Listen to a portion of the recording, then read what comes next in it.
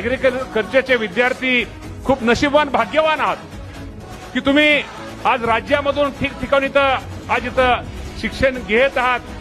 आणि मी तुम्हाला या निमित्तानं हे पण सांगतो की या विद्यापीठाच्या माध्यमातून एक आम्ही सुद्धा आज इथं ज्यावेळेस रोडवर जरी आमची गाडी जरी मुंबईला चाललेली असू द्या किंवा इकडून खाली युनिव्हर्सिटीकडून आमची जरी गाडी इकडं इंदापूरला चालली असू द्या, पण ऍग्रिकल्चर कॉलेजचं नाव जरी वाचलं तरी आम्हाला अभिमान वाटतो, आमची छाती निश्चित प्रकारे फुगते।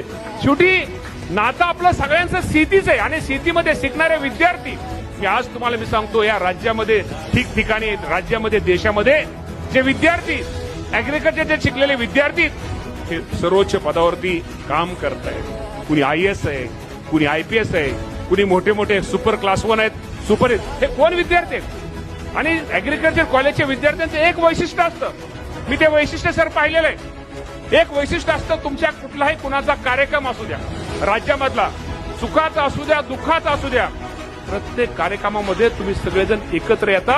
हे फक्त तुमच्या ऍग्रिकल्चरचे विद्यार्थीच एकत्र येऊ शकतात, हे पण तुम्हाला मी सांगतो।